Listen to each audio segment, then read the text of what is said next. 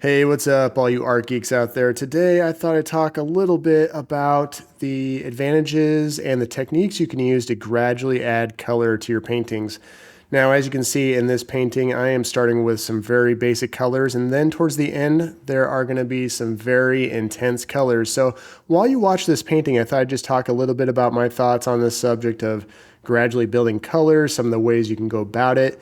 Now, before we get into that, just want to quickly mention that I do have a Patreon account with a bunch of tutorials, art downloads, exercises, all kinds of things that can help you learn to paint a bit more like me and can also help you just to get a grasp on oil painting in general. So, now that I got that out of the way, let's go ahead and talk about this idea of adding color to your paintings.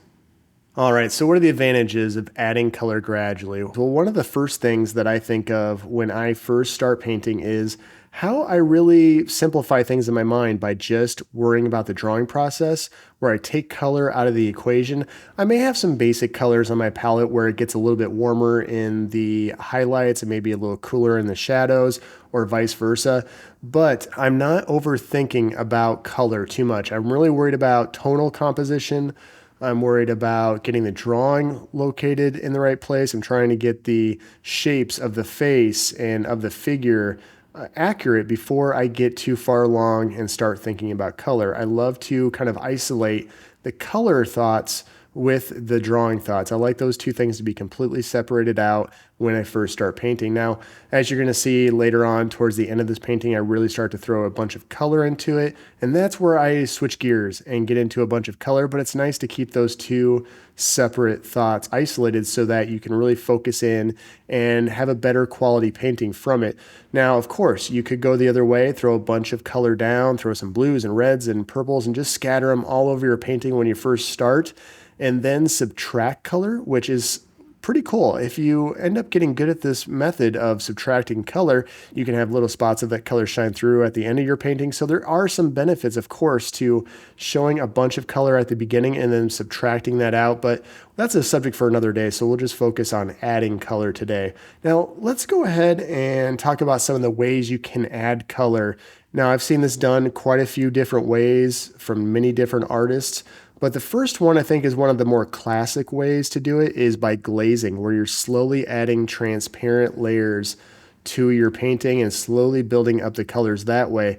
Now, the one thing that's nice about this is that your color shifts and things like that are nice and gradual.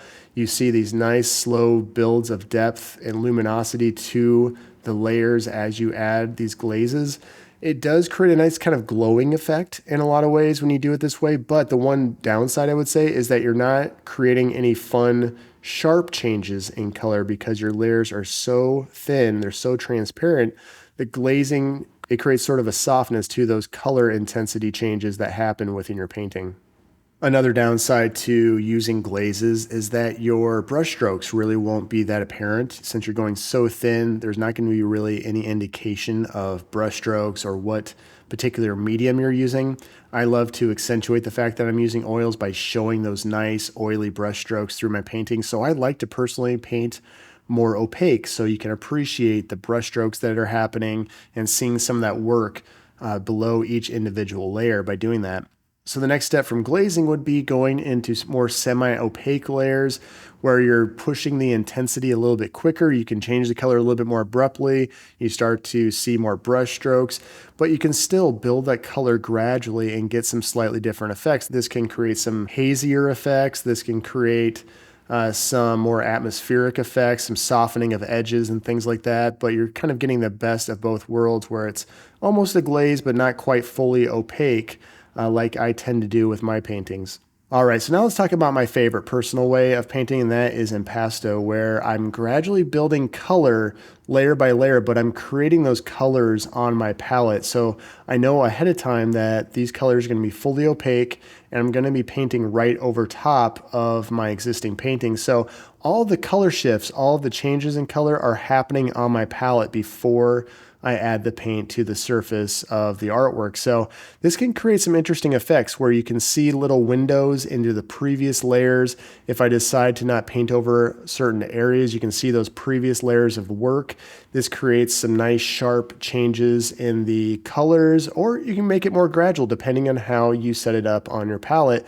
And this also depends on if your previous layer is fully dry or not. So if I decide to paint wet into wet, or alla prima style, where you just paint all day and then I decide to create some new colors on my palette, those colors are going to naturally mix into the wet paint below, and this won't create as much of a dramatic shift in color because that color will naturally blend into the previous lower level of the painting that you've been working on that same day, and it will create a bit of a softer edge to the paint. Now, you can obviously control how harsh that edge is by laying it on even thicker, or maybe using a palette knife to really lay down the paint really thick. But if you let it dry first, let it dry for a few days, and then start adding very subtle shifts in colors, those subtle shifts of colors will really have a noticeable edge to them if you don't blend into the previous layer too much. You can have a lot of fun with showing little windows, as I said before, into the previous layers, and have some fun with those really dramatic edges of color shifts that could either be really strong color shifts or gradual color shifts. But regardless, you get to see where those individual layers are isolated, and it creates some really fun effects. Now, blending into a previous layer when it's fully dry would require you to recreate that color on your palette so that you can blend with some new colors, but this leaves you a lot of options. Just like with acrylic paint and the way it dries really fast, if you were to paint with acrylic and let it dry, you could either recreate the colors below it to help make a blending effect, or you could create these really strong jumps in color shifts by just putting a brand new color right over top of the previous dry layer. So there's a lot of options with oil where you can wait a few days and get that same effect that you might get with acrylic, but you can also paint wet into wet, and that can create some nice blending effects and color shifts that way. So oil, I think, would have a lot more options for you depending on whether you like to wait a few days for your painting to dry.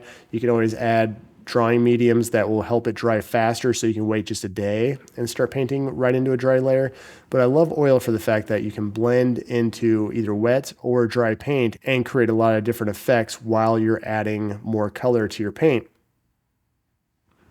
Now, if you're new to painting with color, one of the best pieces of advice I could give is to start slowly with adding color. I think this is the best way to give yourself a feel for how colors harmonize, because when you work with a lot of strong colors, it becomes a bit of a challenge to juggle all of those colors. It's much easier to harmonize subtle colors at first, especially if you're just switching from pencil over to color. If you just play with subtle cool colors in the shadows, a little bit warmer colors in the brights, or just pick any particular color to be in the brights, to be in the midtones, to be in the darks, and stick with those particular colors as you're painting, it will naturally harmonize. It'll naturally feel good no matter what colors you're using, as long as you don't have a lot of colors in the same tonal range. So you don't want a bunch of colors in the shadows. You don't want a bunch of colors in the highlights. You want there to be an associated color with those ranges of values. That's one of the best ways I've learned to paint and figure out ways to add more and more intense colors to those subtle colors, because you start to see what works and what doesn't work as you're adding color. Now, another thing that you can do is let it dry after you've used subtle colors. Let it dry so that when you go in, you start adding more intense color, you can easily wipe it away with some linseed oil on a rag or on a paper towel, and you can start over. But you get to test things out and not feel like you're ruining your painting, or feel like you're stuck having to stick with that color because you painted wet into wet. So try letting it dry. Try doing layers gradually if you're just getting started, so that you can see how those colors look together, and do a lot of color research, especially if you look at other artists and see what you visually like, and start to learn by just seeing the patterns of colors that certain artists are using. That will really help you to figure out how to build color and what colors work. And for me, I did the exact same thing. I looked at other artists and saw a very visually appealing painting, and I would just go, why is that painting so visually appealing? And I would find a pattern in a particular artist's way of painting, how the colors worked and why they worked. And it's really the why. Once you get better at painting with color and adding color, you'll understand why that works, and be able to push the boundaries a bit more and more, and start to break some rules, but still end up with visually appealing paintings. Now, as far as how to achieve different ways of building this color with mediums, there's so many different mediums out there. The list goes on and on. One of the simplest things you can do is get some odorless mineral spirits and thin out your paint that way to create glazes. And then you can just control the amount of odorless mineral spirits you're using in your paint to make it more or less opaque. You can also use things like linseed oil to do this exact same thing. Now, I will warn you, if you use a lot of linseed oil, there's always that chance of getting a little bit more yellowing happening. I've used a bunch of linseed oil on some previous paintings, and as long as you're using a good quality linseed oil that's been refined down well, I don't think you need to worry about it too much. I maybe hold back in the lighter passages just so that you don't yellow it too much. Over time, it might yellow a bit. When you get into alkyd resins and other mediums that are meant to dry faster, there's always a possibility that they may darken a little bit in the future. You really need to start doing some research on which of these mediums may cause darkening to your paintings. But there's a lot of different mediums out there that you can use to thin your paints down to create glazes, to create semi-transparent layers or fully opaque layers. And your painting doesn't need to be locked into doing just one method. For my paintings, I use quite a few different methods. I will maybe glaze here and there, not too often. That's probably the one thing I don't do that often is glaze my paintings, but semi-transparent layers happen on occasion. But for the most part, I like to use opaque layers on most of my portrait paintings. There are so many different mediums out there. I could keep going on and on, but if you want to keep it simple, odorless mineral spirits, linseed oil, those are very easy to use. Stand oil mixed with odorless mineral spirits is great for glazing or for just using it a little bit to create opaque layers.